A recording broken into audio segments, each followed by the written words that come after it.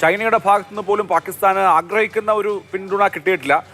പാകിസ്ഥാന്റെ ഏറ്റവും വലിയ രക്ഷകർത്തൃ രാജ്യമാണല്ലോ ചൈന. പക്ഷേ ചൈന അങ്ങനെ പ്രകടമായി പിന്തുണയ്ക്കുന്നതായി കാണുന്നില്ല. എന്ന് മാത്രമല്ല, ആഗോളതലത്തിൽ നിന്ന് പാകിസ്ഥാൻ അനുകൂലമായി സെന്റിമെന്റ്സ് ഒന്നും വരുന്നില്ല. ഇന്നിപ്പോൾ JD വാൻസ് പറഞ്ഞത് ഇത് ഞങ്ങളുടെ കാര്യമല്ല എന്നുള്ള മട്ടിലാണ്. ട്രംപ് ടിക് ഫോർ ടാറ്റിനെ കുറിച്ചാണ് പറയുന്നത്. അപ്പോൾ ആഗോളതലത്തിൽ ഈ വിഷയത്തിൽ പാകിസ്ഥാനെ സംബന്ധിച്ച് ഇനി വലിയ ഹോപ്പില്ല എന്നുള്ള നിലയിൽ ഇന്നലത്തെ ഈ സാഹസം കൊണ്ട് പാകിസ്ഥാൻ നിർത്താനാണോ സാധ്യത?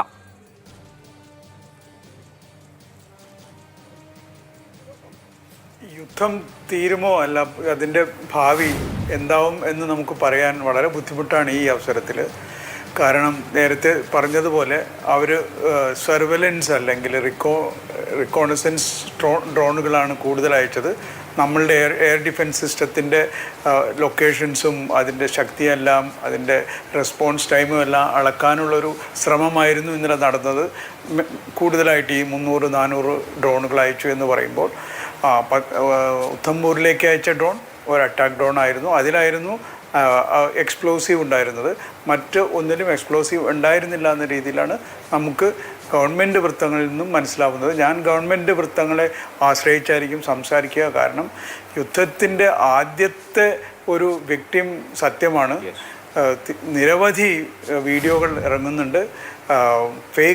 ഡീപ്പ് ഫേക്ക് കൂടുതലും പാകിസ്ഥാനിൽ നിന്ന് ഇറങ്ങുന്നത്, കുറേയെല്ലാം ഇന്ത്യയിൽ നിന്നും ഇറങ്ങുന്നുണ്ടെന്നാണ് മനസ്സിലാക്കുന്നത്. അതുകൊണ്ട് ഊഹാപോഹങ്ങളെല്ലാം കേട്ട് അതിനെ വിശ്വസിച്ച് ആരും യാതൊരു തരത്തിലുള്ള പ്രസ്താവനകളും നമ്മുടെ റിപ്പോർട്ടർമാർ, പ്രത്യേകിച്ചും ഗ്രാമവാസികൾ പറയുന്നത് മുഴുവൻ വിശ്വസിക്കാതെ അവരും കേൾവിക്കാണ്. അല്ലാതെ അടുത്ത ഗ്രാമത്തിൽ എന്ത് നടന്നു, എത്ര മരിച്ചു എന്നുള്ളതെല്ലാം കൃത്യമായിട്ട് അറിയില്ല. അതുകൊണ്ട് താങ്കളുടെ റിപ്പോർട്ടർ അടക്കം എല്ലാവരും ഇതിലൊരു കുറച്ചൊരു കൺസർവേറ്റീവ് ആയിരിക്കണം. ഈ വക അനാലിസിസുകളിൽ നമ്പറുകളെല്ലാം പുറത്തു വിടാനായിട്ട് സത്യം മറച്ചു വയ്ക്കണം എന്നല്ല ഞാൻ പറയുന്നത്. പക്ഷേ കേൾവിയെ സത്യമായിട്ട് അവതരിപ്പിക്കാൻ ഒരിക്കലും ശ്രമിക്കരുത്. ഞാൻ അദ്ദേഹത്തെ കുറ്റം പറയുകയല്ല, ഒന്ന് ശ്രദ്ധിക്കണം എന്ന് പറയുകയാണ്. ചൈനയെക്കുറിച്ച് പറഞ്ഞാൽ ഇന്ത്യക്ക് സന്തോഷമുള്ളൊരു കാര്യം, ഇന്നലെ ഇന്ത്യ പാകിസ്ഥാൻ്റെ air defence system ഹുങ്ചി HQ-9 HQ-16 അതിൻ്റെ വ്യക്തതയില്ല, എനിക്ക് വ്യക്തതയില്ല, മീഡിയയ്ക്കും വ്യക്തമല്ല. അത് ഇന്നലെ ലാഹോറിലും സിയാൽകോട്ടിലും നമ്മൾ ടേക്ക് ഡൗൺ ചെയ്തായിരുന്നു, തകർത്തിരുന്നു. ഇതൊരു വലിയ സന്തോഷമുള്ള വാർത്തയാണ് രണ്ട് തരത്തിൽ. ഒന്ന്, പാകിസ്ഥാൻ്റെ കഴിവുകേട്.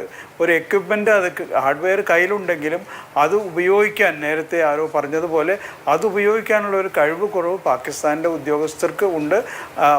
ചൈന സപ്ലൈ ചെയ്ത എക്വിപ്മെൻറ്റ്, അവരുടെ ഹാർഡ്വെയറിൻ്റെ കുഴപ്പമുണ്ട്. കാരണം നമുക്കറിയാം, ചൈനയിൽ ഒരു പറ്റം ജനറൽമാരെയും സീനിയർ ഓഫീസേഴ്സിനെയും ഈ അടുത്തിടെ അവരുടെ പഴയ സെക്കൻഡ് RT എന്ന് പറയും, റോക്കറ്റ് ഫോഴ്സസ് എന്നാണ് പറയുന്നത്, അവർ മിസൈൽ ടെസ്റ്റ് നടത്തുന്ന സമയത്ത് അതിൽ ഒന്നും ഉണ്ടായിരുന്നില്ല എന്നാണ് പറയുന്നത്. നൂഡിൽ മിസൈൽസ് എന്നെല്ലാം പറയുന്നു. അത് അങ്ങനെ പാകിസ്ഥാനെ ചൈന വഞ്ചിച്ചു എന്ന് പറയുന്നില്ല. പാകിസ്ഥാന് നൽകിയ ഇത്തരത്തിലുള്ള നൂതന സാമഗ്രികളെല്ലാം പഴയ വെർഷൻസാണ്. പുതിയ വെർഷൻസ് ചൈന തങ്ങളുടെ കയ്യിലിരിക്കുകയാണ്. പാകിസ്ഥാൻ അല്ലെങ്കിൽ ആഫ്രിക്കൻ രാജ്യങ്ങൾ, ഇവർക്കെല്ലാം ഇതിൻ്റെ എല്ലാം പഴയ വെർഷൻസ് വിറ്റ് ചൈന പൈസ ഉണ്ടാക്കുകയാണ് സത്യത്തിൽ ചെയ്യുന്നത്. അപ്പോൾ അത് നമുക്കൊരു നല്ല കാര്യമാണ്. ഇപ്പോൾ ഹുങ്ചി 7 ആണെങ്കിൽ, HQ-7 ആണെങ്കിൽ അത് S-300ൻ്റെ ഒരു റിവേഴ്സ് എഞ്ചിനീയറിംഗ് നടത്തി റഷ്യൻ എക്വിപ്മെൻറ്റിന് ബുക്ക് എന്നോ മറ്റോ വേറൊരു വെർഷൻ ഉണ്ടായിരുന്നു. അതെല്ലാം പൊളിച്ച് പഠിച്ച് അവർ R&Dക്ക് പൈസ ചിലവാക്കാതെ ചൈനയുടെ ടിപ്പിക്കലായിട്ടുള്ള ഏത് മേഖലയിലും ചൈന ചെയ്യുന്നത് പോലുള്ള ഇതും റിവേഴ്സ് എഞ്ചിനീയറിങ്ങിലൂടെ അവർ കണ്ടെത്തിയ അല്ലെങ്കിൽ നിർമ്മിച്ച സാധനങ്ങളാണ്. ഇതിൻ്റെ ഉപയോഗശൂന്യത ഒരു അതിർത്തി വരെ നമുക്ക് ഇതിനകം മനസ്സിലായി കഴിഞ്ഞാണ്. പിന്നെ ചൈന, താങ്കൾ പറഞ്ഞതുപോലെ ചൈന ആകെ ഈ നമ്മൾ ഇവിടെ അവരുടെ പാകിസ്ഥാനിലെ തീവ്രവാദി കേന്ദ്രങ്ങൾ ആക്രമിച്ചതിന് ശേഷം അത് റിഗ്രറ്റബിൾ എന്നുള്ളൊരു വാക്കിൽ നിർത്തി ചൈന ഒതുക്കിയിരിക്കുകയാണ്. ചൈന ഒരിക്കലും ഇന്ത്യയെ അനുകൂലിക്കുകയില്ല, പാകിസ്ഥാനെ തീർച്ചയായിട്ടും ചൈന അനുകൂലിക്കുക ചെയ്യും. നമുക്ക് വേണ്ടത് അതിർത്തിയിൽ ചൈന മൂവ്മെൻറ്റുകളൊന്നും നടത്തരുത്, നമ്മളുടെ മേൽ സമ്മർദ്ദം ചെലുത്താനായിട്ട്. ഇതിനു മുമ്പും നമുക്ക് 65-ലും 71-ലും എല്ലാം അനുഭവപ്പെട്ടതാണ്. അത് ചൈന ചെയ്യും എന്ന് തോന്നുന്നില്ല. ചൈനയുടെ ഇന്നത്തെ പ്രധാന വരി അമേരിക്കയുമായിട്ടുള്ള താരിഫ് യുദ്ധം, ട്രംപുമായിട്ടുള്ള താരിഫ് യുദ്ധമാണ്.